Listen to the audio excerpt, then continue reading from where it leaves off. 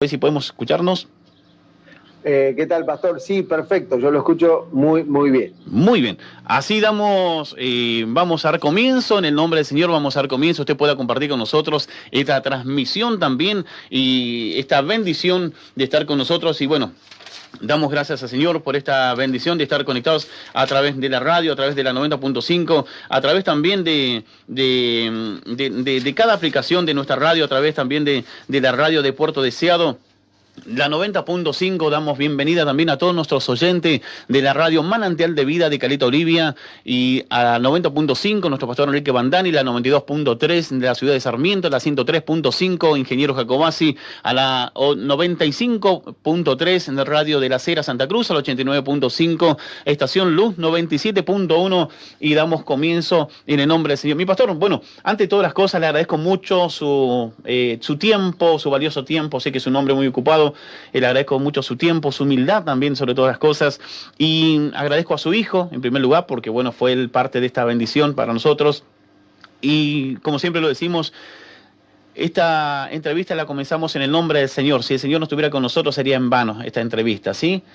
Saber que todos estamos aquí, pero el más importante de todas las cosas es nuestro Señor Jesucristo. Así es, así es. Bueno, muchas gracias, pastor, primero por la invitación. Para nosotros, o para mí, en este caso, hablo en nombre de mi familia, es una honra. Yo tengo mis raíces allí con ustedes y amo la Iglesia Metodista y cuando mi hijo me informó de la invitación me sentí muy feliz y es un honor para mí también estar con ustedes y con todas las radios que están allí conectadas también, pastor. Bueno, mi pastor, muchísimas gracias. Para nosotros es un privilegio, sí, la verdad que es un privilegio también, bueno, conocer. Yo obviamente indago, obviamente al entrevistado lo indago mucho, hasta el número de zapatos, creo que calza 42 y medio. Así que Así que, mi pastor, bueno, dentro de la entrevista, sé que usted, bueno, fue un hombre al que a los 13 años, bueno, usted es hijo de pastor, tercera generación, su abuelo predicador, su papá pastor, sé que es así. Sí, así es, pastor. En caso mío, la tercera generación ya de sacerdotes de la casa del Señor y bueno, mis hijos ya son la cuarta y ya están en el ministerio también, así que es una gran bendición, es una verdad, sí. Qué lindo. Mi pastor, bueno, cuéntenos allí también para la audiencia, para los hermanos que están conectados también. Ustedes puedan compartir también a través del Facebook, puedan compartir también, bueno, nuestro fuerte es la radio, así que pueden también compartir en el Facebook. Mi pastor, sé que a los 13 años usted también, bueno, estuvo como decirlo por ahí, como renegado con la iglesia, renegado con la fe, renegado con las cosas del Señor y tomó una decisión por ahí de apartarse de los caminos del Señor y después, bueno, a los años volvió a los caminos del Señor por un problema también de su bebé. Se casó a los 18 años, ¿está bien o no? Sí, está muy informado, pastor. Sí, esa es la verdad. Al nacer en una casa pastoral, por ahí es muy diferente a conocer la fe ya de grande y sobre todo porque uno como hijo de pastor ve muchas realidades que dentro de la iglesia no se alcanzan a ver. Uno dentro de una iglesia ve lo que debe ver, ve la bendición, ve la obra de Dios, ve el servicio a Dios, pero dentro de una casa pastoral uno ve el sufrimiento muchas veces de un pastor, de una pastora, de una familia que pasa por muchas circunstancias que a veces la iglesia ni se entera, que a veces la iglesia solo ve lo que se ve en la plataforma en una iglesia, pero vivirlo de adentro a veces es muy duro, sobre todo en tiempos tan difíciles como tocó los días de mis padres, y todas esas realidades, todas esas circunstancias que yo vi como hijo de pastor, hicieron que yo lo que menos quisiera es estar en la obra, estar en el ministerio, y a la edad donde me pude, entre comillas, revelar, lo hice. Bueno, y de hecho me fui de casa, me fui a una escuela militar. La idea era salir cuanto antes de casa, irme, y a esa edad me fui para no volver. Y me fui de casa y me fui de la fe, me fui del Señor y con toda la intención de vivir lejos del entorno cristiano, lejos del entorno evangélico, lejos del entorno de una iglesia y para hacer mi vida lo más lejos posible. Eso era mi pensamiento, ¿verdad? A esa edad. Y bueno, allí, de hecho, con mi esposa nos conocimos en el mundo y nos casamos en el mundo y Nos casamos muy jóvenes, a los 18 años nos casamos, y nuestro primer hijo llega a los 20 años nuestro, y a los 2 meses de edad de mi hijo lo toca un virus y lo lleva al hospital. Una mañana no despierta, mi esposa me llama al trabajo y me dice que por favor vaya urgente a casa porque él no lo podía despertar, así que llamamos a la ambulancia, lo internaron, no podía volver en sí, y en transcurso de 2 días le había agarrado 3 paros cardíacos y bueno, no podían hacer nada los médicos, y es allí, pastor, donde yo recuerdo que era hijo de pastor, ¿no? Es allí donde me acuerdo de las enseñanzas de papá, la insistencia de papá que me afirme, que vuelva a Dios, la invitación constante, y es allí donde, bueno, dejamos a nuestro hijo allí en terapia intensiva y salimos corriendo a la iglesia, y recuerdo había un evangelista de Chile, de la metodista, no me acuerdo el apellido, no me acuerdo exactamente, oficiaba de evangelista en la iglesia metodista y cantaba él también, Valenzuela, creo que era Valenzuela, Patricio Valenzuela creo que era su nombre. En aquellos días, estoy hablando de 26 años atrás. Así que, bueno, de allí llegamos, y mientras este pastor, este evangelista nos quería hacer la oración de fe, yo le decía al Señor en mis palabras: Señor, si sos capaz de sanar a mi hijo, yo te voy a servir hasta el último día de mi vida. Y es ahí donde, cuando volvemos inmediatamente al hospital, nos estaba esperando el médico que nos había dicho que no nos fuéramos del hospital porque nuestro hijo moría en cualquier momento. Y claro, nos asustamos, nos desesperamos, y el médico lo que nos dijo fue que nuestro hijo, en vez de morir, había reaccionado. Y cuando yo le digo: doctor, ¿a qué hora pasó esto?, él miró su reloj y me dice: hace unos 20, 30 minutos. Y era el momento exacto donde yo estaba en la iglesia metodista de mi papá, que estaba pastoreando a mi papá, y le estaba diciendo: Señor, si vos sanás a mi hijo, yo te voy a servir hasta el último día de mi vida. Y así comenzó nuestra vida con el Señor, enamorados de un Dios de milagros. Bueno, y también sé que, bueno, usted cuando aceptó a Cristo en su corazón, comenzó a predicar en las plazas, en los bancos, por ahí, a los gritos, bien, los hospitales, los geriátricos, y comenzó una pasión por usted, por predicar la palabra del Señor. Y yo creo que eso también fue lo que, como usted decía en un testimonio, que es el pacto que usted hizo con el Señor. Un pacto de servirle a Dios aún en las circunstancias, las luchas, las pruebas. Pero una de las cosas que me cautivó del ministerio fue en la parte económica, cómo también Dios lo trató en la parte económica. Sí, fue muy duro. Nosotros comenzamos a servir al Señor apasionados porque yo conozco al Señor por el milagro. Entonces, para mí, el Señor se convirtió en un Dios de milagros y yo no podía entender cómo la iglesia no lo vivía. O sea, yo lo experimenté. Mi hijo, el doctor me dijo: en un par de horas tu hijo se muere. No, es más, me dijo: no te vayas del hospital porque en cualquier momento ya lo habían desconectado, le habían sacado todos los cables, el respirador, y me dijo: tu hijo en cualquier momento se muere, no se vayan de al lado de él. Y cuando yo vuelvo de la iglesia, mi hijo había reaccionado y estaba evolucionando. 2 días salió del hospital, al otro día, de ese día al otro día salió de terapia, a los 2 o 3 días salió del hospital, y hoy es el muchacho con el cual has hablado, pastor, que tiene 26 años, casado y está en el ministerio. Entonces yo me convertí con un Dios de milagros y no podía entender que la iglesia esté encerrada en 4 paredes, cantando los domingos y no compartiendo a ese Dios de milagros. Así que le pedí permiso a papá. Yo recuerdo siempre, papá me dio una Biblia Thompson, tapa dura, grandota así. Él me prestó un saco de él y me fui a la plaza a predicar. Tenía un solo mensaje, era: Dios sana a los enfermos. Así que fui a la plaza, me paré en el monumento principal que tiene una escalinata, y ahí comenzamos con mi esposa a predicar de que Cristo sana. Tenía un solo mensaje, no sabía ni dónde estaban los salmos en la Biblia porque venía de una vida rebelado totalmente contra Dios. Así que predicaba ahí, alzábamos el parlante y nos íbamos afuera del hospital a la terminal terminal de ómnibus, donde había gente, a los geriátricos, y ahí comenzó el Señor a usarnos, comenzamos a ver milagros impresionantes. Claro, era la fe de un niño, ¿no? La fe de un niño recién convertido, apasionado, tenía el testimonio en casa, cada vez que volvía veía a mi hijo sano, veía a mi hijo que Dios me lo había devuelto de la muerte. Entonces era un motor interno que no podía dejar de predicar, y lo hacía todos los días, lo hacía cada fin de semana, y comenzó algo hermoso. Y allí es cuando papá ve el peligro, porque en realidad yo era totalmente ignorante de las escrituras, lo único que tenía era el testimonio de mi hijo. Entonces papá me anima a empezar un seminario bíblico, y allí comenzamos, y a los 2 años de estar en el seminario bíblico a papá lo trasladan de Olavarría a Bahía Blanca, porque había fallecido el pastor Castro de ese tiempo. Amén. Y entonces papá había salido de esa iglesia había venido de pastor a Olavarría.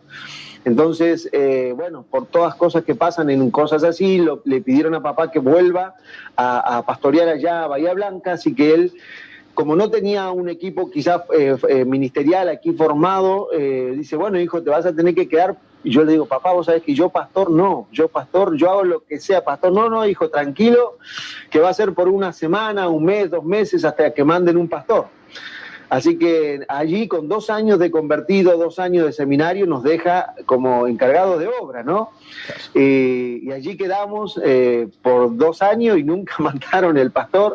Cuando salimos del seminario bíblico, que egresamos, allí, bueno, nos ungieron de pastores, fue el ingeniero Jacobasi. Allí, 92, si nos están... 92, 98. Claro, 98. Allí, si nos están escuchando, allí fue un recuerdo muy grato en esa conferencia. Allí fuimos ungidos de pastores. Y bueno, y volvimos y seguimos pastoreando, pero en realidad nuestro pastoreo se convirtió en un gran desierto.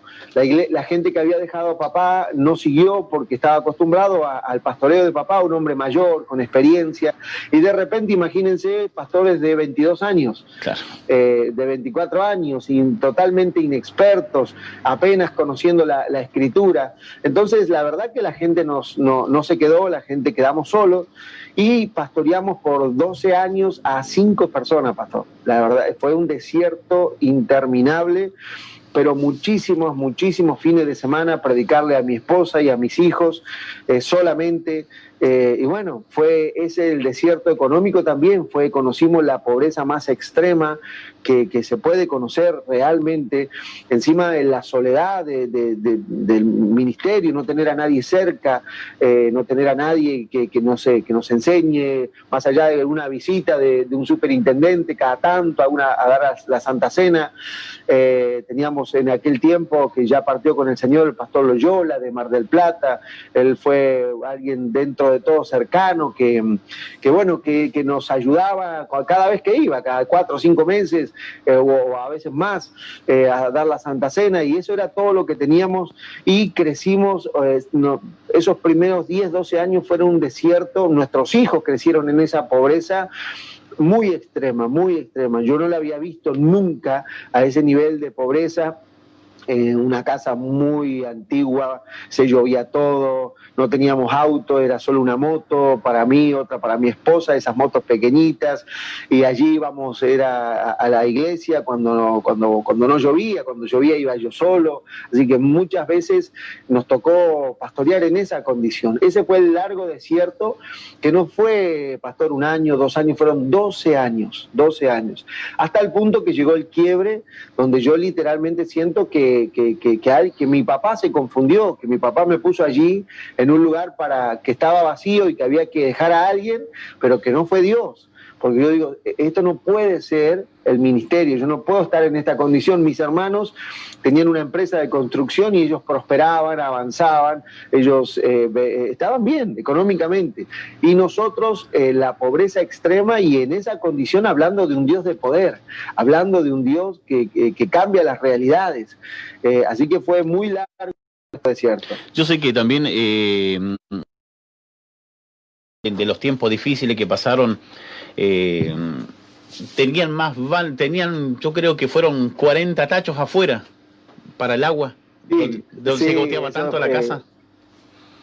Fue terrible, era una casa muy antigua, realmente nos estafaron con esa casa porque cuando la compramos estaba recién pintada, claro, pero el techo se llovía todo. Y realmente no alcanzaban los baldes, no alcanzaban las ollas, los vasos, no alcanzaban nada.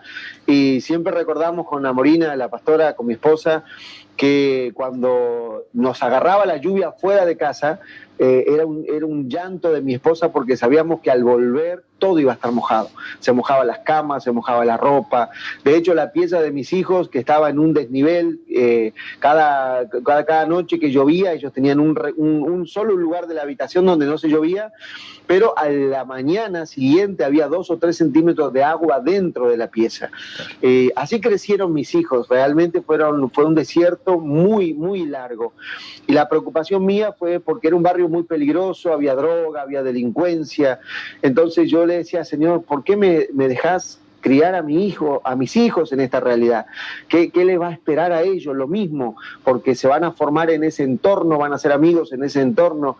Y en ese momento fue donde realmente yo pensé en renunciar. De hecho, estaba listo para renunciar al ministerio. Yo le digo, yo no tengo problema apoyar a un pastor, servir en una iglesia. Yo quiero servirte, mi compromiso fue servirte, pero yo no pedí estar en el ministerio. Yo nunca, es más, saliendo de una casa pastoral, lo que yo menos quería era ser pastor. Yo le decía, Señor, yo lo que sea, portero, limpio un baño, menos pastor.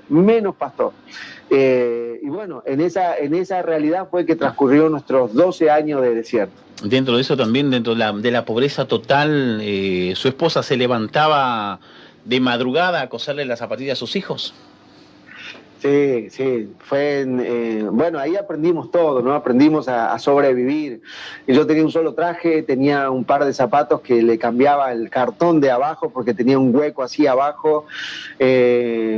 Amorina, bueno, estiraba los pesitos que teníamos, le cosía las zapatillas porque era para ellos una vergüenza ir con su zapatillita rota a la escuela, ¿verdad? Entonces Amorina se levantaba muy temprano y viendo que ya estaban despegándose, se las cosía y se las volvía a coser. Entonces ellos casi ni se daban cuenta.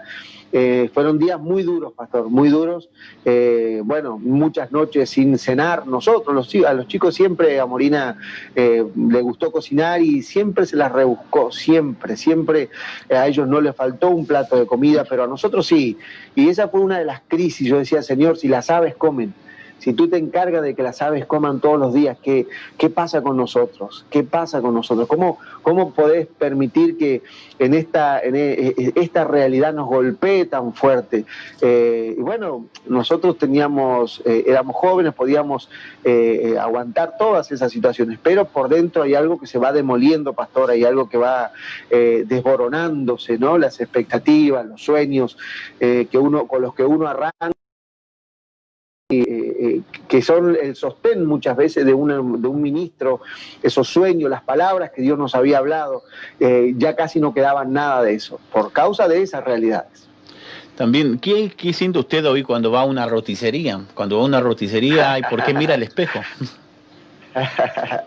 Bueno, esa fue una anécdota muy, muy, muy especial. Un mediodía, una mañana, la pastora me dice, amor, no hay nada para comer, no hay nada para comer, no hay ni un poco de arroz.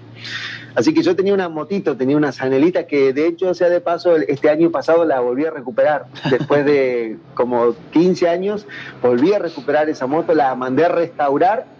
Ahí la tengo como un símbolo de lo que Dios, de dónde Dios nos sacó, ¿no? Y salí en mi moto, salí en mi Sanelita, yo digo, Señor, alguien tiene que encontrarme, que me diga, pastor, tenía una siembra, Dios me puso que le mande esto. Así que, no sé, de última, digo, me voy a encontrar algo en la calle. Así que anduve un par de horas por la ciudad o la barría hasta que se me terminó la nafta. Pero bueno, yo sabía que la movía un poco la moto y andaba un poco más porque se ve que algo de nafta le quedaba por ahí.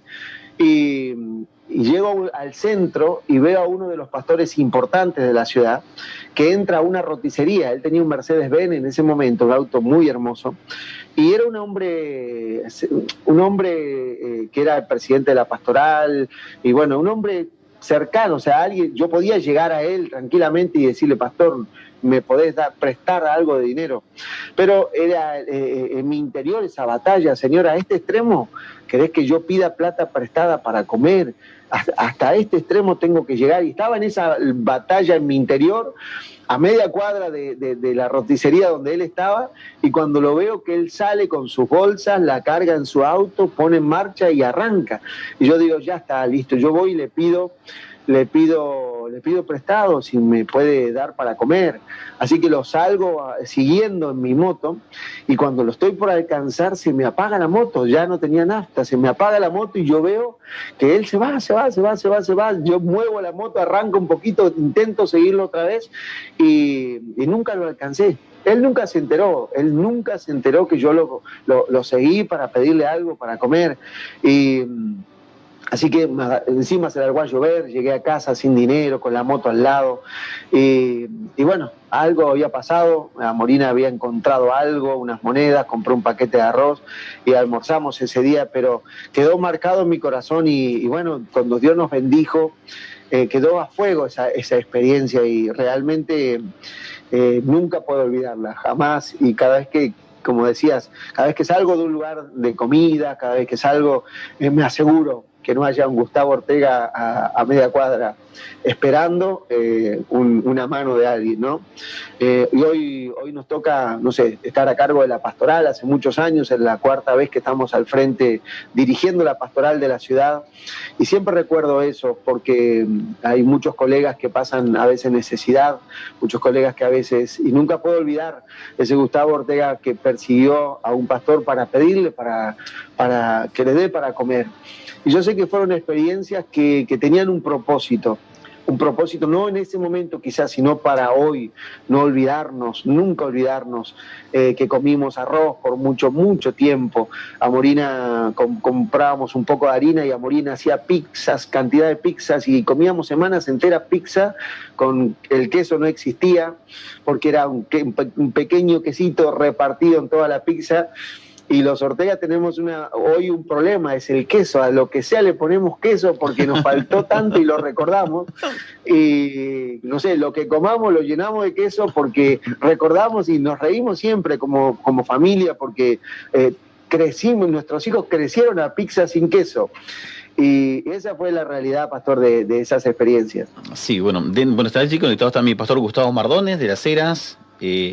También está conectada mi diaconisa, Mireya Cárdenas, está conectada también pastores, Pablo Moene de Río Mayo, hermanos de distintos lugares de nuestra institución que están conectados también allí en el Facebook, y también a través de las distintas radios que por misericordia del Señor estamos retransmitiendo esta entrevista.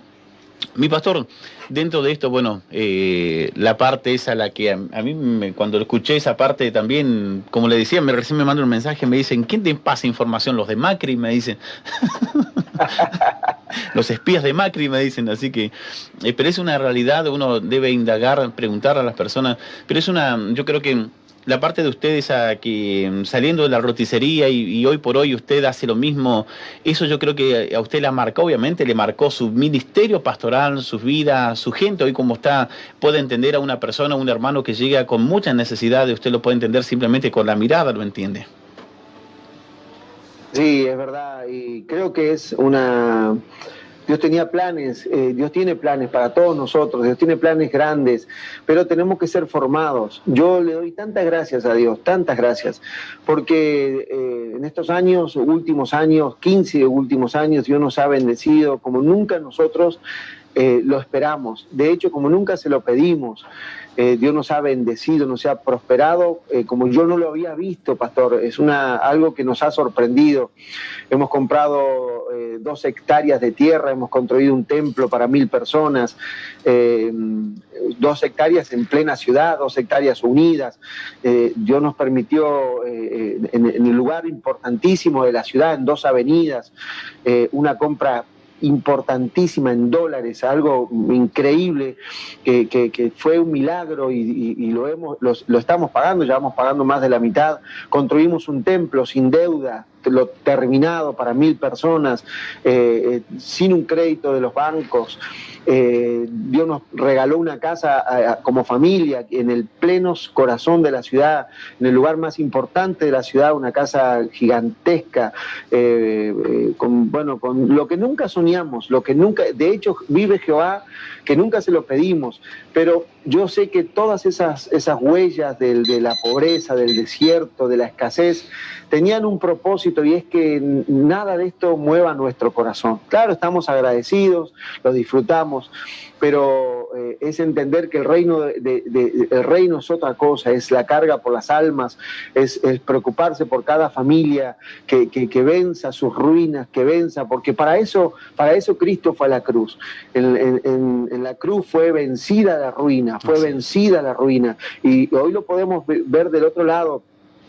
Y de hecho, esto se los confieso de una manera, yo casi nunca lo predico esto, nosotros vivimos de una manera donde aprendimos a vivir por fe, y eso se lo debo a la Iglesia Metodista, fuimos formados en la fe, y nosotros decidimos vivir por fe. Nosotros termina el mes y terminamos en cero. Nosotros, lo que nos haya dado Dios, termina el mes y lo sembramos. Termina el mes, último día del mes, yo me aseguro que en casa no quede un centavo. Haya quedado lo que haya quedado el mes, yo vivo sin un peso en las cuentas de los bancos, sin una caja de ahorro, sin un ahorro, porque quiero vivir mi vida de esta manera como Él me enseñó, dependiendo. Y no le puedo ganar. Cada vez que más siembro, Dios más me bendice. Cada vez que más doy, más ayudo, Dios más me bendice. Pero fue esa escuela del desierto tan terrible. Nosotros estamos pagando unas tierras en dólares, pastor. Imagínense, nosotros empezamos $1 a 15 pesos, y estamos pagando hoy $1 a 95 pesos, y Dios nos sigue ayudando. O sea, Dios no tiene límites. Él es un Dios que provee en el desierto, en todo tiempo, en una pandemia. Dios nos está sosteniendo, venimos avanzando en todas las cosas. Pero fue la escuela de ese desierto que tanto nos marcó. Dice un mensajito allí de Las Heras, el pastor Gustavo Mardones, dice: saludos cordiales desde Las Heras, y estamos retransmitiendo por la 95.3 Radio Sion. Así que bueno, estamos allí también por la Radio Sion, conectados. Mi pastor, dentro de esto, de sus comienzos, bueno, en una etapa nueva, usted comenzó una etapa, fue su formación, como uno lo dice por esta manera, fue mi jardín infante, porque es un jardín infante donde uno empieza con caída, con errores, aciertos y desiertos, pero también dentro de esto, la etapa nueva que está hoy usted viviendo, sé que, bueno, todos sus pasos, sé que vendió una motosierra, sé que vendió su auto, sé que vendió todo para llegar a donde llegó. Sé la carta que le entregó al pastor también Rodríguez, que con la segunda entrada, que cuando quisieron entrar 6 personas tenían para 3 personas, que estuvieron atrás al último y se fue a buscar al auto una corbata, un saco, y se empezó a meter por la gente, decía, no hay, a ver, hagan lugar, empiecen a pasar por lugares, hasta que llegó adelante. Toda esa parte la conocemos, pero una de las cosas que a mí me marcó también en su testimonio, en su historia, cuando fue a ungir, usted cuéntenos eso, cuando fue a ungir a un perrito, cuéntenos eso, ¿cómo fue eso?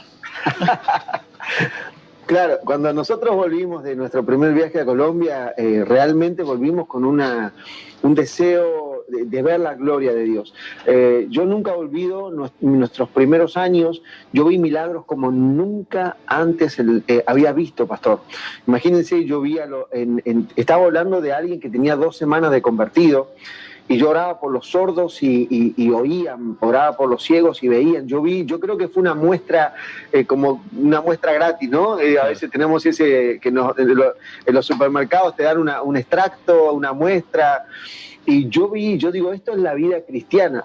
Luego eso se frenó por muchos años, pero yo vi milagros impresionantes, algo tremendo, en esos primeros tiempos de convertido. Luego eso se cesó, Y yo siempre quedé con esa expectativa, Señor, ¿por qué me permitiste ver tantos milagros? Luego, cuando volvemos de nuestro primer viaje allí, y yo digo, Señor, esto tiene que volver. Así que empezamos con los 4 pastores que fuimos, empezamos a hacer campañas en la ciudad.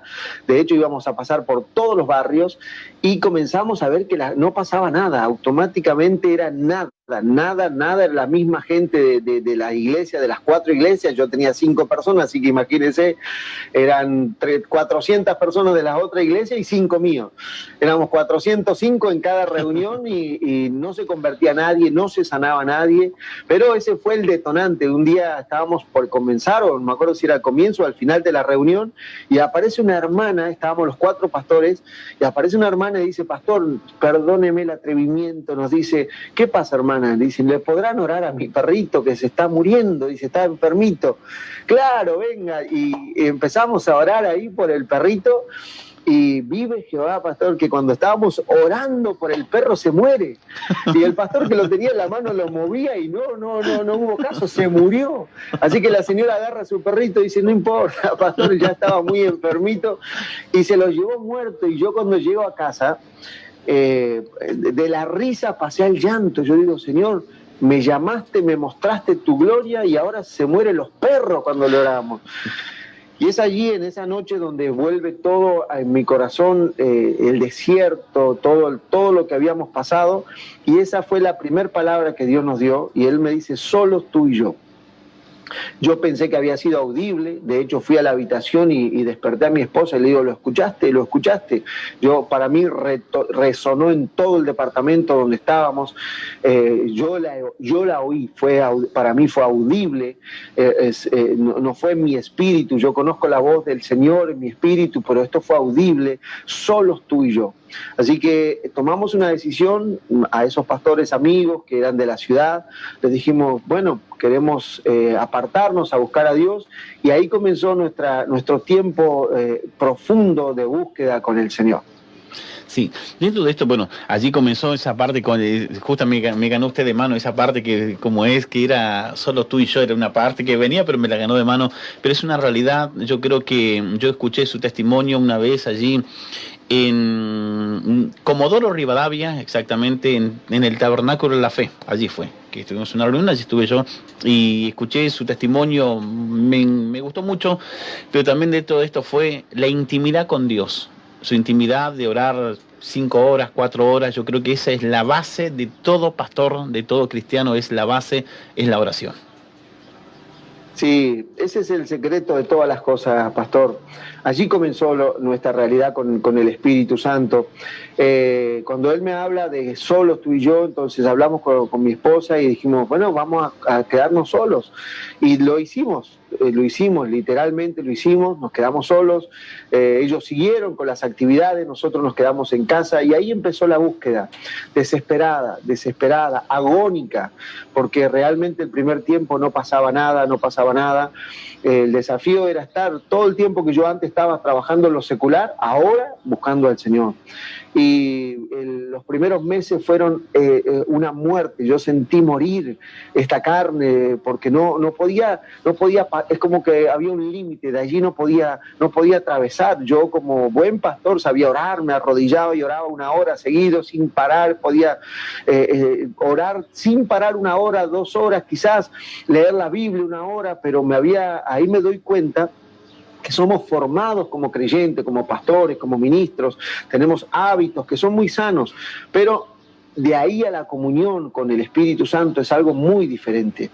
Y fue ese límite que yo encontré. Yo encontré como pastor que oraba diariamente, como lo había aprendido a hacer de mi papá, como lo había visto a mi papá ser un hombre de oración, pero esa oración que no traspasa ese límite. Y cuando el Señor me habla de que pase horas y horas, mi primer desafío fue estar 8 horas con el Señor por día, y fue allí donde yo encuentro ese límite y que realmente no conocía más allá de ese límite. Y fueron 3 meses, fueron 12 semanas de estar encerrado 8 horas por día con el Señor. y sentirme morir, no podía atravesar, había como un límite en la oración donde yo quería ir más allá, sentía el llamado de ir más allá, pero no podía atravesar ese límite. Hasta que una tarde de esos 12 semanas, cuando yo subo otra vez, yo me encerraba 4 horas en la mañana, 4 horas de la tarde, como si fuera un horario, un trabajo secular. Yo digo, Señor, si ahora me estás bendiciendo y antes trabajaba para un patrón del mundo, ahora qué mejor servirte y este tiempo abocarlo a la búsqueda. Y así que allí en ese encierro, una tarde después de 12 semanas, cuando yo voy a entrar a mi lugar de oración, yo abro la puerta y yo siento que Él estaba del otro lado esperándome. Y fue un susto, realmente fue un susto tan grande lo que sentí cuando abrí la puerta, porque yo sentí la gloria de Dios, que cerré la puerta y me quedé afuera. Me quedé afuera y allí fue cuando recordé la palabra, solos tú y yo. Así que no me atreví ni siquiera a alzar la mirada, todavía tengo bien claro porque miré al piso y yo tenía en el pasillo un piso de granito y en el lugar donde buscaba un piso de madera, así que yo veo así cuando termina un piso y entra el otro y cierro la puerta y él estaba allí.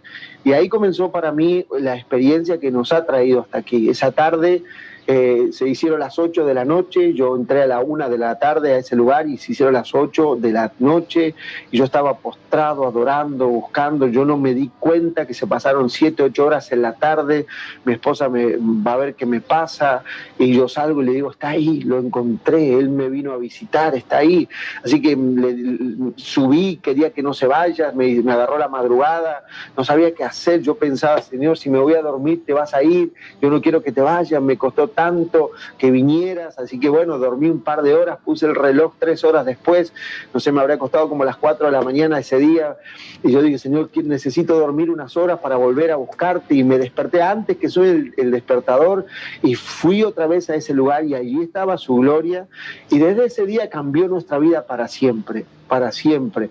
Yo no soy un pastor de oficina, nosotros tenemos radio, compramos un canal de televisión, tenemos una oficina preciosa en la iglesia. Mi lugar es este, pastor, este es mi sótano, yo acá estoy 3 metros bajo tierra, estoy en un lugar, el Señor me regaló este lugar y aquí paso mis días, este es mi lugar, en mi oficina, mi lugar de búsqueda, paso la mayor parte del día aquí buscando al Señor con Él, en esa comunión que aprendí a tener y no soy un hombre de la calle, no soy un hombre de la iglesia, de estar metido en la iglesia, tenemos radio, la televisión, tenemos, muchísimas cosas que se hacen en la iglesia, pero este es mi lugar. Él me enseñó que el sacerdote es un hombre, debe ser un hombre del secreto, debe ser un hombre de la intimidad.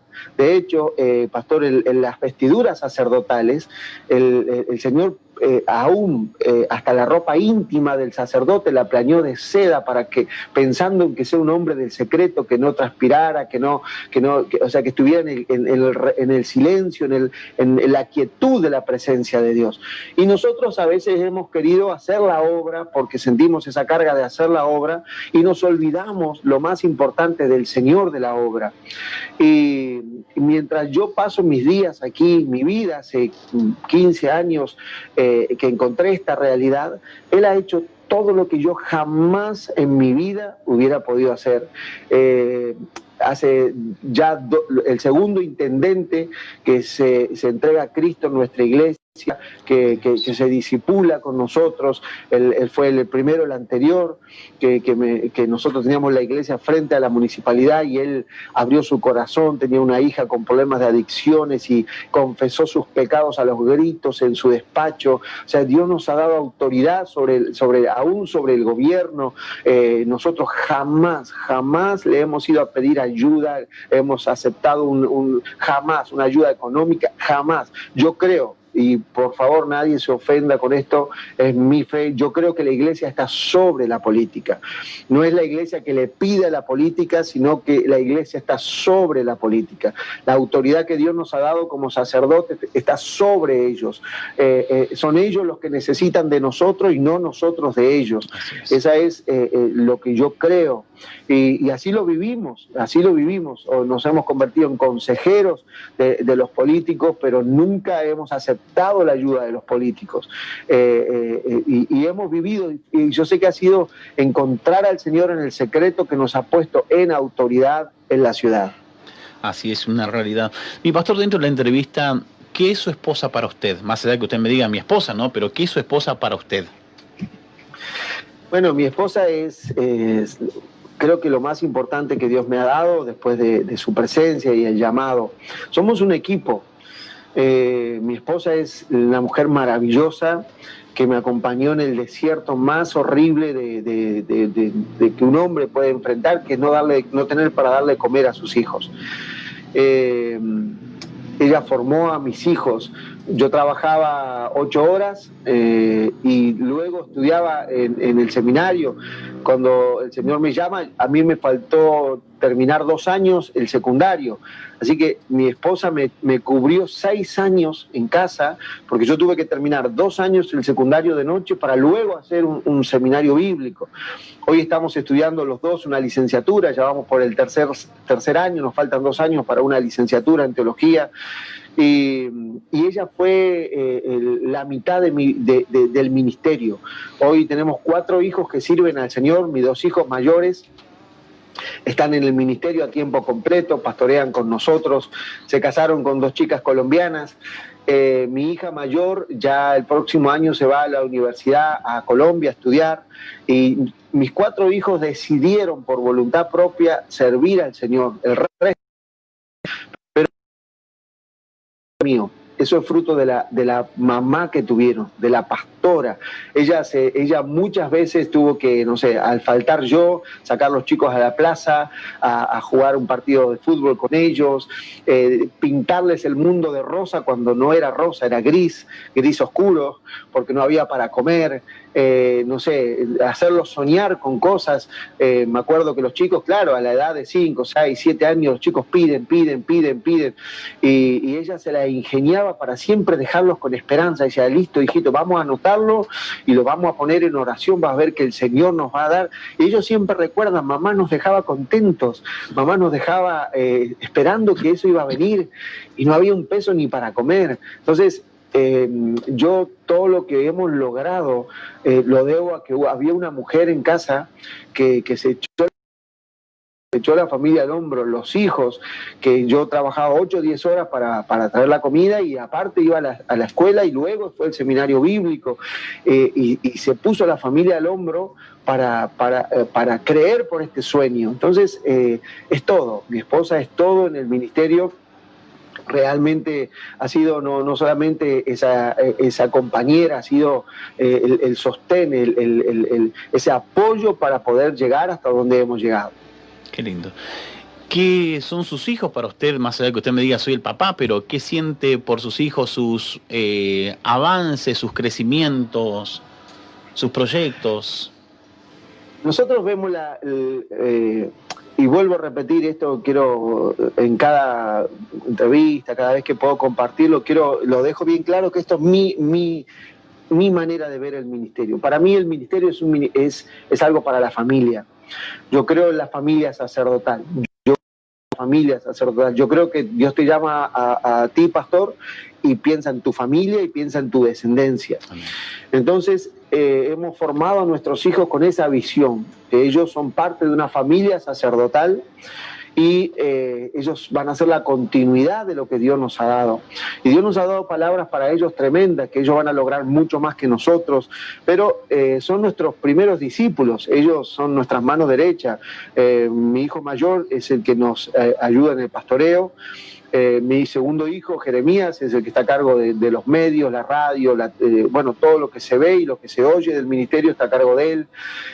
Mi tercera hija, Maite, tiene 18 años y ella es la que está a cargo de todas las finanzas de la iglesia. Todo lo maneja ella, todo, con 18 años. Dios le da una gracia para administrar, para poder sacar las cosas adelante, y ya se está formando en la teología. Y nuestra cuarta hija, que es una adolescente, estamos ya tratando con sus dones, preparándola todos los días. Entonces es el equipo ministerial. Para mí los hijos es el primer equipo ministerial. Luego tenemos un equipo precioso, tenemos 35 matrimonios en el ministerio que nos ayudan en la tarea pastoral. Formamos familias, tenemos una visión de familia porque entendemos que es lo que el enemigo está destruyendo en la sociedad, y estamos formando un ministerio de familias y tenemos 35 matrimonios al lado nuestro que son nuestro equipo ministerial, pero son nuestros hijos, el primer núcleo, son los primeros con los que realmente contamos para la obra. Mi pastor, dentro del ministerio actual, ¿se ha sentido traicionado? No. Algo que yo les digo, yo nunca pude formar más que a la familia. Yo, sin conocer al Espíritu Santo, pude pastorear 5 personas.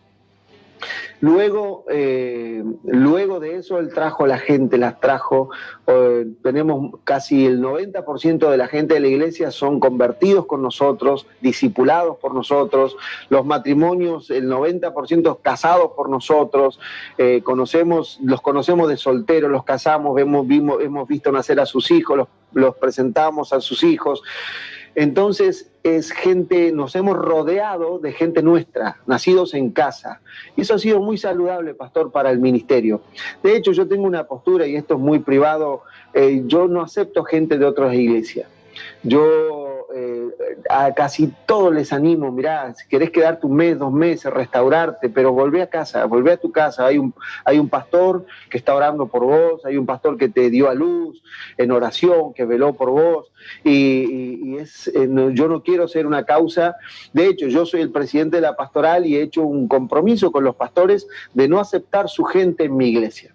Y eso ha sido muy saludable en 2 razones. La primera es tener la amistad de toda la pastoral. Tengo la amistad y el respeto, las 2 cosas de toda la pastoral de la ciudad, que por 4ª vez me eligen de presidente de pastores.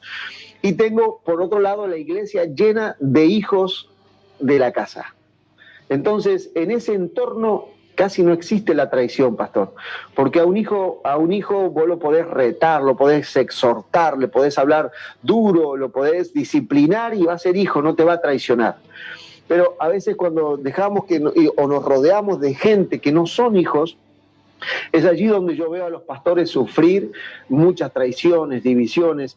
En estos 15, 16 años que estamos en este tiempo con el Espíritu Santo de búsqueda profunda, nunca hemos tenido una división, nunca hemos tenido una iglesia, nunca alguien se nos levantó para llevarse gente, pero ha sido esa la visión que tomamos, pastor. Escucharlo también dentro de esto. Yo sé que usted tuvo esa postura hoy por hoy de no aceptar miembros de ninguna iglesia, porque en un momento a usted se le fueron los miembros a una iglesia. Claro. Cuando estábamos en el comienzo, teníamos 2 familias, y bueno, esas 2 familias se nos fueron y se nos fueron a una iglesia grande de la ciudad. Así que yo decido ir a hablar con el pastor, un hombre de Dios. Pero bueno, yo voy a hablar, yo pensaba, él se llama Omar, yo digo, Omar no sabe que tiene a mi gente en su iglesia. Claro, tiene tanta gente que no sabe que tiene a mi gente en su iglesia. Así que yo digo, en mi razonamiento, ¿no? Yo digo, voy a hablar con él y obviamente me las va a devolver. Así que cuando voy a hablar con él, le digo, mirá, yo vengo a hablar con vos porque no sé si sabías, hay 2 familias, era toda mi congregación, ¿no? No sé si sabías que hay 2 familias de mi iglesia que están viniendo acá. Y él me dice, sí, fulano y sultano. Le digo, mirá, yo no sé porque ellos están viniendo acá, y se dice, me pone la mano en la espalda y me dice, ¿sabés qué pasa? Que cuando las ovejas ven pasto se quedan. Fue terrible, pastor, el dolor, porque yo digo, él sabía, y las dejó ahí. Entonces, ese fue también uno de los motivos por los cuales yo no quiero ser un motivo de causar dolor a alguien, ¿no? Qué lindo, mi pastor. Dentro de esto ya, como es, ¿qué es el Espíritu Santo para usted? El Espíritu Santo llegó a mi vida para cambiarlo todo. Yo tengo bien clara la teología, mi Señor, mi Salvador, el Padre, pero el Espíritu Santo es el compañero que Dios dejó para la obra del ministerio. Es Dios y es una persona y es tan cercano como cualquiera de los que tenemos a nuestro alrededor. Él desea la comunión con nosotros, Él desea la comunión. Y ese fue el paso que yo encontré en esa búsqueda desesperada. Encontré a alguien que estaba más cercano de lo que yo creía. Yo me abrí a Él y Él se hizo realidad a mi vida. Él es todo para mí. Y le vuelvo a repetir, yo tengo bien claro el nombre de Jesús. Estoy feliz de mi salvación en Cristo, pero el Espíritu Santo se ha vuelto el entorno de mi vida.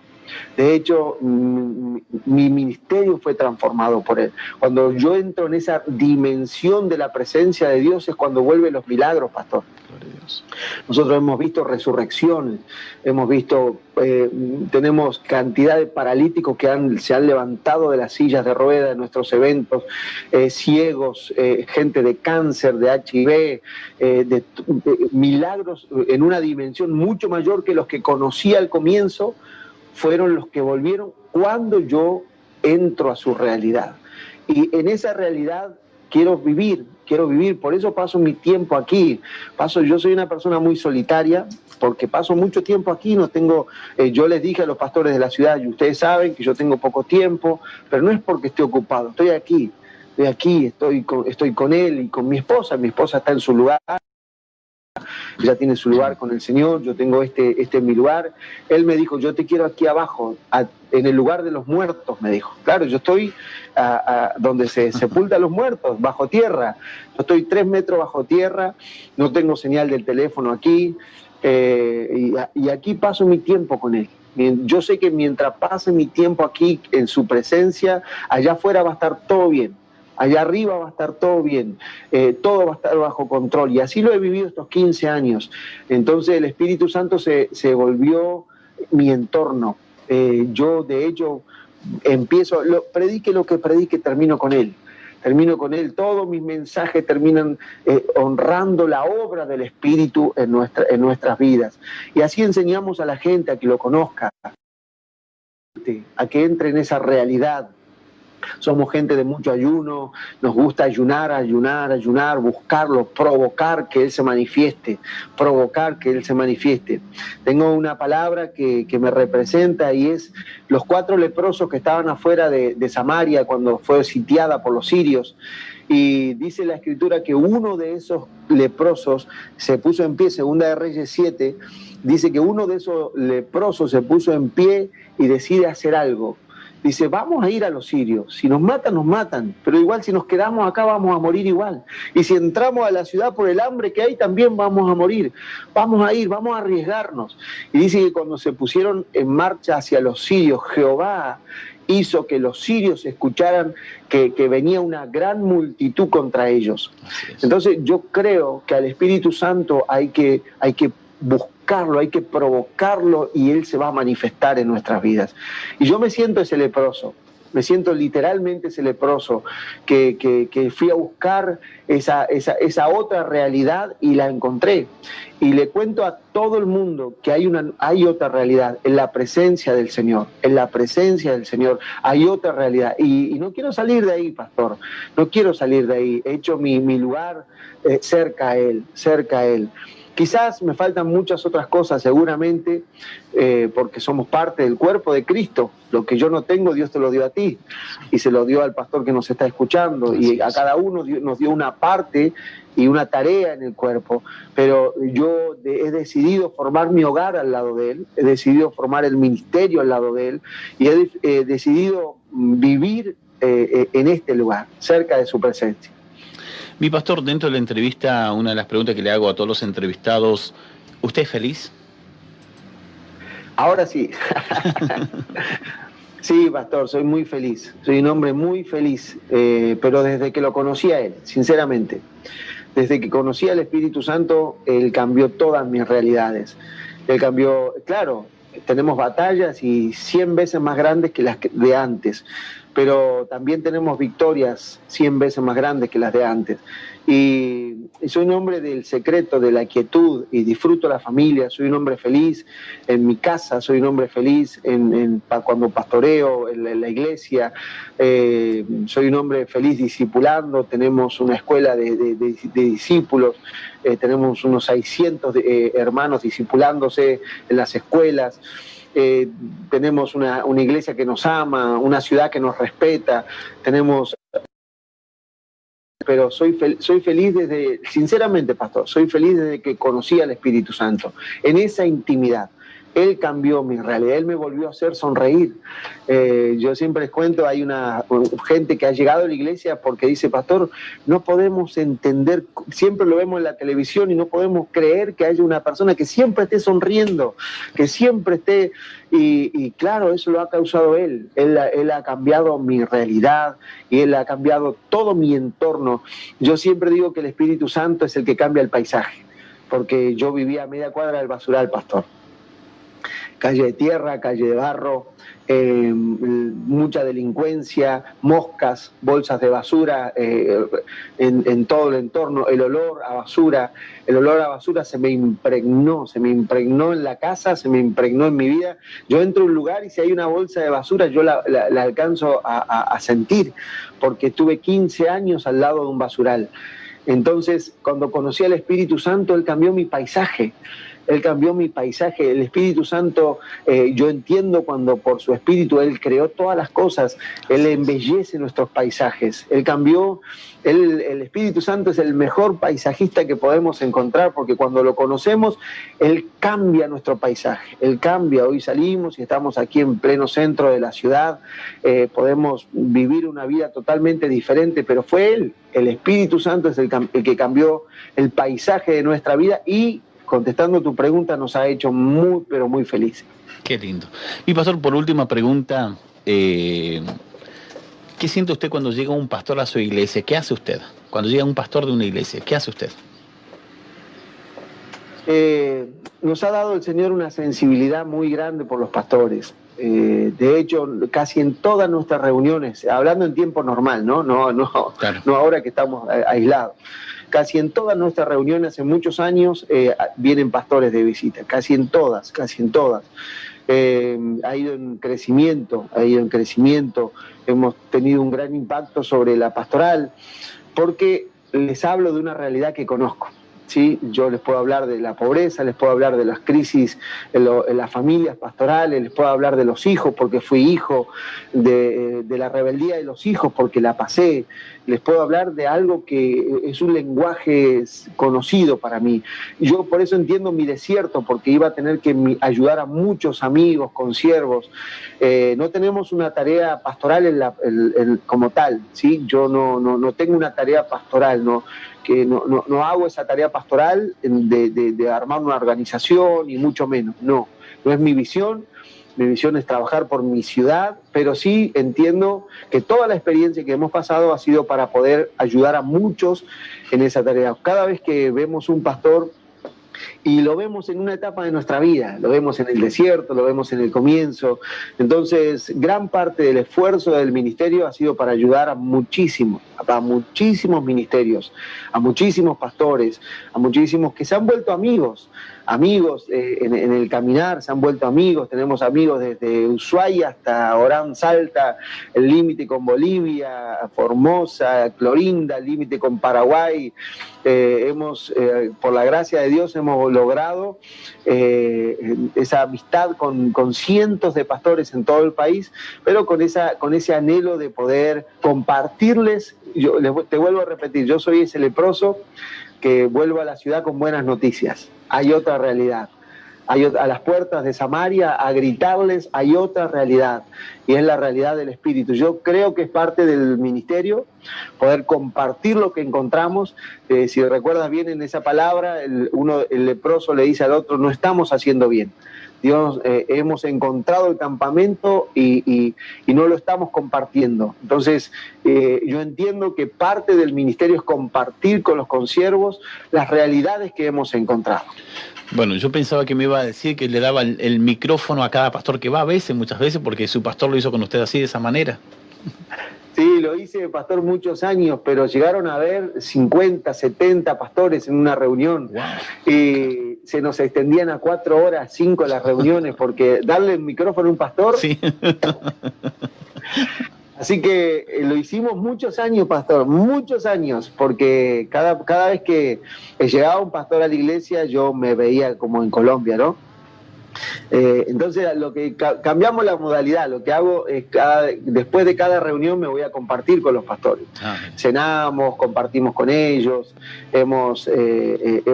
nunca nos hemos apartado de los pastores. Lo que sí, por amor a los hermanos, no les damos tanto el micrófono porque, claro, había filas y filas de pastores que siempre nos visitan y hoy muchísimos de ellos son amigos y hemos estado en sus iglesias compartiendo, pero sí, tengo una gran cercanía con la pastoral, amor por los pastores, amo la obra de Dios, amo las familias pastorales, respeto las organizaciones, amo la iglesia metodista, fue parte de la historia que Dios tenía planeado para nosotros.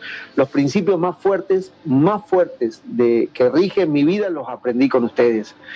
La lealtad, la humildad, la búsqueda, el quebranto, la humillación, el honrar al Señor en todas las áreas, la fidelidad al Señor, el respeto a los consiervos, los principios más fuertes de mi vida, que rigen mi vida hoy, Dios me permitió formarlos junto a ustedes y estoy eternamente agradecido. Por eso cuando llegó tu invitación, pastor, nunca lo dudé, al contrario. Sinceramente no he dado ninguna, ¿por qué? Porque en este tiempo esto es lo que está siendo el pan de todos los días, ¿no? Claro. Las reuniones por Zoom, pero no como tenemos tanta tarea local, no he dado ninguna reunión, no he dado ninguna entrevista porque, como le digo, sí a uno y a otro no. Claro. Pero cuando llegó la invitación de ustedes, no lo dudé, pastor. Es una alegría, es una honra. Estoy eternamente agradecido con la iglesia metodista, en deuda, porque todo lo que hoy son principios que rigen mi ministerio, los aprendí junto a ustedes. Los aprendí, son la realidad que ustedes viven y estoy eternamente agradecido a la iglesia metodista. Qué bárbaro, qué lindo. Muchas veces me dicen a mí, los pastores me dicen, ¿qué serio te pones para una entrevista? Pero la verdad es que me meto tanto en el papel, ¿no?, de la entrevista, me gusta escucharla, me gusta indagar, como le dije, ya su vida, bueno, no le hice otras preguntas, pero las dijo usted todas. La verdad que mi pastor es un privilegio tenerlo con nosotros, es una honra de parte del Señor tenerlo con nosotros. Y que siempre esté esta humildad en ustedes, porque yo creo que es la base de todas las cosas, es la humildad, ser un hombre humilde, un hombre sencillo, porque el Espíritu Santo es así para las vidas. ¿Qué ha aprendido con la pandemia usted? Yo creo que la pandemia es un desafío para la iglesia. Entender dos cosas. Primero, la iglesia está muy encerrada y esto vino a traerlo a luz. La iglesia está muy encerrada, enfocada en sus proyectos, en su crecimiento, en su trabajo interno y estamos rodeados en un mundo que se nos está viniendo abajo, a pedazos. Cuando nosotros estamos encerrados en nuestros templos, avanza la inmoralidad, están avanzando leyes que están como la ley del aborto y tantas cosas que se están manifestando en la sociedad. Y yo les decía, el domingo pasado les prediqué de esto a la iglesia, yo les decía, si nosotros no hablamos, los virus van a hablar. Así es. El Señor dijo, si esto calla, las piedras hablarán. Así es. Pero esta pandemia nos tiene que sacudir. Nosotros estamos para hacer sal y para hacer luz en la tierra. Y yo creo que la iglesia se ha encerrado mucho. Y la iglesia, la iglesia metodista es una iglesia que toda la vida fue de la calle. Y yo hablo en general, de la iglesia en general en Argentina, es una iglesia que se escondió, es una iglesia que se encerró en los templos. Y nuestra tarea, yo creo que esta pandemia viene a abrirnos los ojos, que no estamos siendo la sal que deberíamos ser, ni la luz que deberíamos ser. La presencia de la iglesia en la calle, yo creo que la última década fue disminuyendo,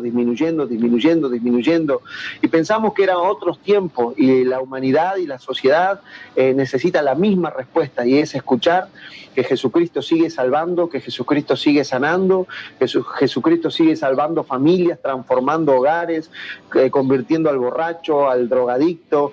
Yo siempre, mire, les doy les cuento algo que me pasó, que aprendí de uno de los pastores metodistas. Papá estaba en una Santa Cena, en una de las visitas de la superintendencia, y llega el que hoy es uno de los líderes nuestros, llega el papá de él, o sea, la generación de mi papá, ¿no? Llega totalmente borracho a la iglesia. Totalmente borracho. De hecho, tropezó en el escalón de la entrada y casi llega adelante de la trastabillada. Y cuando llega el momento de la Santa Cena, yo escucho a mi papá cuando le dice al pastor, le dice, ¿qué hacemos con el borrachito? ¿No? Y ese superintendente le dijo, que acepte a Cristo y le damos la cena del Señor. Gloria a Dios. Así que papá lo lleva aparte, le habla de Cristo, le hace hacer la oración de fe y le da del vino de la Santa Cena a un hombre que todavía estaba borracho. Y ese hombre se llamó Miguel Victorero y se convirtió en uno de los líderes de mi papá. Nunca en la vida volvió a tomar después de esa cena del Señor. Y se convirtió él, toda su familia, y hoy uno de sus hijos es uno de los líderes nuestros en la iglesia. Yo aprendí ese amor por los perdidos también en la iglesia metodista. Siempre fue una iglesia de la calle, una iglesia que tuvo mucha presencia en la calle, y así muchos otros ministerios, pero hoy la iglesia ha perdido esa presencia en la calle, en general hablo, no hablo hablo en general de la iglesia actual, ha perdido, y yo creo que esta pandemia nos tiene que sacudir. Debemos volver a ser sal, luz, que haya alguien, un Gustavo Ortega en la plaza, que haya un pastor metodista predicando en la esquina, que haya, no sé, de la manera que Dios nos dé, pero tenemos que volver a tomar el lugar que la iglesia perdió, y también entender que hay una iglesia, hay una obra de las tinieblas que avanza. En Hechos 28 dice que cuando llega Pablo a esa isla y estaban prendiendo un fuego, sale una serpiente y se le prende la mano. Y todos estaban esperando que Pablo se muriera, pero él lo que hizo fue sacudir la serpiente y la tiró al fuego. Y de pensar que era un hombre maldito, pensaron que era un dios, ¿no? O sea, porque sacudir la serpiente. Y yo creo que la iglesia tiene que levantarse con violencia contra las tinieblas. Dos cosas a mí me dejan esta pandemia. Una, la necesidad de recuperar las calles, recuperar la iglesia afuera. La iglesia tiene su función fuera del templo, en los vecinos, los amigos, la familia. Y la segunda, levantarnos con violencia contra la obra del diablo. Con violencia. Tenemos todas las armas, el nombre del Señor, la oración, el ayuno, tenemos la intercesión, tenemos que levantarnos con violencia contra las tinieblas, porque no podemos dejar que siga avanzando las tinieblas, y no podemos dejar que nuestra sociedad se siga perdiendo, suicidando, quitándose la vida, los jóvenes en esta mentalidad que les quieren inculcar de los géneros, y que decidan qué quieren ser, tantas cosas que nos están golpeando, pastor, y que la iglesia está con lindos cultos en cuatro paredes. Eso para mí es la enseñanza que nos tiene que sacudir. La iglesia tiene que estar cumpliendo su tarea de sal y de luz, y la iglesia tiene que estar en guerra, guerra porque las tinieblas están avanzando. Así es, así es. Mi pastor, muchísimas gracias por este privilegio de estar con nosotros. Y por última pregunta, ¿qué son sus pastores para usted? Mis pastores son gente muy ungida que Dios ha puesto en mi vida. Son gente admirable, son ungidos. Yo tengo una relación muy linda con ellos, de mucho respeto, porque ellos son gente muy importante. En su iglesia se congregan presidentes, tienen 30, 40 mil personas por fines de semana. Y Dios me ha dado el privilegio de poder estar en la familia. Yo me siento en su mesa. Van miles de pastores, pero yo tengo el privilegio de sentarme en su casa, en su mesa. El pastor Ricardo cuando yo voy, pone un plato a su derecha y me sienta a su derecha, en el lugar de sus hijos. Y yo cuido mucho eso, pastor. Cuido mucho, con honra, con fidelidad, con respeto y dando fruto, dando fruto. Ellos son referentes, para mí son referentes, Dios me dio un gran privilegio de estar tan cerca de ellos y son esos, son referentes, son ese David que marca como la ruta y quiero seguir esos pasos, son como ese Pablo que va adelante y trae un mensaje fresco y los trato de esa manera, con honra, respeto, con mucho amor y dando fruto. Mi primera meta es honrar al Señor, por supuesto. Así es. Conquistar al Espíritu Santo todos los días, dar a mis pastores y bendecir y servir a la iglesia. Esa es mi vida, pastor. Qué bueno. Esa es mi vida. En ese orden tengo mi vida organizada. Honrar al Señor todos los días de mi vida. Conquistar al Espíritu Santo cada día. Honrar a mis pastores con fruto y servir a la iglesia. En ese orden está parada mi vida y mi familia. Qué lindo. Bueno, saludamos también a toda la audiencia que está allí conectada también a través del Facebook, también nuestro pastor Gustavo Mardone de Las Heras, y asimismo pastores de hermanos de distintas congregaciones, todos metodistas, distintos también de Colombia, nos están mirando también, Mauricio Aspina Vargas, también nos están mirando, y asimismo muchas gracias a todas las radios que nos retransmiten, es una bendición. Y bueno, para aquellos que también están conectados a través del Facebook, mañana estará con nosotros también, entrevista exclusiva, estará el pastor Miguel Cejas, aquí a través de la 90.5 FM Visión de Fe. Mi pastor, ha sido un privilegio para estar con nosotros, una honra de parte del Señor que esté con nosotros, así que lo dejo para que usted se despida de la audiencia, que entregue una palabra de parte del Señor, que pueda orar también, si lo siente así de esa manera, por aquellas personas que se encuentran enfermas. Mi pastor Gustavo, también allí de la Catedral de Las Heras, también le envía cariñosamente saludos de la Iglesia Metodista Pentecostal Argentina. ¿Lo ubica, no? Sí. Gustavo Mardone. Sí, claro. Así que, sí. Cariñosamente saludos de él también, así que muchas gracias a su hijo que me hizo este contacto, también para mí es una bendición. Me gusta siempre, la verdad que me gusta honrar mucho a los hijos de pastores. Soy hijo de pastor, así que me gusta mucho reconocer el trabajo de los hijos de pastores. Así que, pastor, me siento muy halagado de parte del Señor que esté con nosotros en este humilde programa. Es un humilde programa, lo cual lo hacemos con mucha sencillez, con mucho temor de parte del Señor y esperando que cada entrevistado se sienta también de la misma manera como un mini mimo sería de parte del Señor de honrarlos también a ustedes. Muchas gracias, pastor, por tu respeto, por tu amor.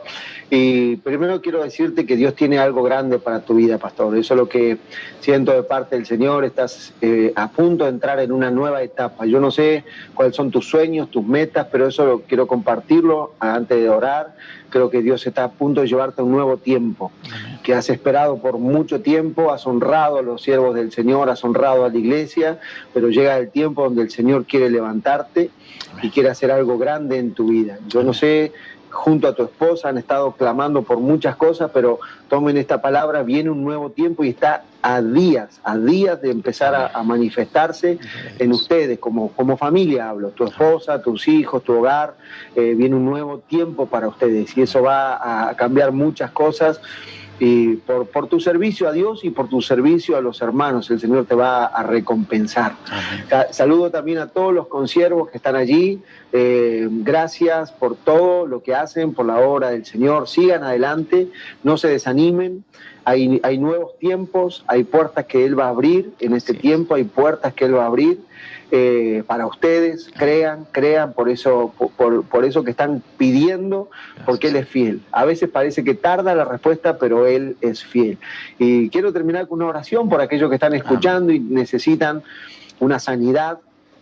Creo en un Dios de milagro, vivo en un Dios de milagro, que día a día se manifiesta, así que permítame orar por ustedes. Padre, en el nombre de Jesús, yo te doy gracias por tus siervos, te doy gracias por la obra que hacen en el ministerio radial. Señor, yo te pido ahora, sobre todos los que están escuchando, que tu mano traiga sanidad. Tu palabra dice que tú ibas por los pueblos, las aldeas, sanando toda enfermedad y dolencia. Padre, en el nombre de Jesús, echo fuera las dolencias. Ahora, en el nombre de Jesús, todos los enfermos, pongan la mano donde está la dolencia, la enfermedad. Y yo te pido, Padre, que allí donde están esas manos ahora, en el nombre de Jesús, la enfermedad, la dolencia se va fuera en el nombre de Jesús. Tu palabra declara que por tu llaga fuimos nosotros curados y hechos fuera, Señor, toda dolencia. En el nombre de Jesús se va fuera. Declaro sanidad. Ahora problemas en los huesos se van fuera. En el nombre de Jesús sean sanos. Problemas en la sangre, la diabetes se normaliza ahora en el nombre de Jesús. Problemas respiratorios, Señor, sana el sistema respiratorio ahora en el nombre de Jesús. Alergias en la piel se van fuera en el nombre de Jesús. Señor, abre los oídos ahora, Señor. Da vista a los ciegos en el nombre de Jesús. Toca los ojos, Señor. Declaramos sanidad. En el nombre de Jesús, los huesos sean sanados ahora. En el nombre de Jesús, envía tu palabra sobre ellos y sánalos, Padre. En el nombre de Jesús te pedimos milagros creativos, quistes, tumores se van fuera en el nombre de Jesús. Declaramos sanidad para tus hijos ahora en el nombre poderoso de Jesús. Amén y amén. Pastor, muchísimas gracias por esta entrevista y estamos cuando quieran para servirles. Amén. Mi pastor, muchísimas gracias. Ahora nos despedimos personalmente, sí, muchísimas gracias. Y siguen a la compañía, y también está un saludo también de la familia Elgueta de Neuquén, la familia Elgueta, así que también del pastor de la Metodista, así que se lo saludan también de aquí. Yo sí puedo, sí, mis sueños voy a lograr.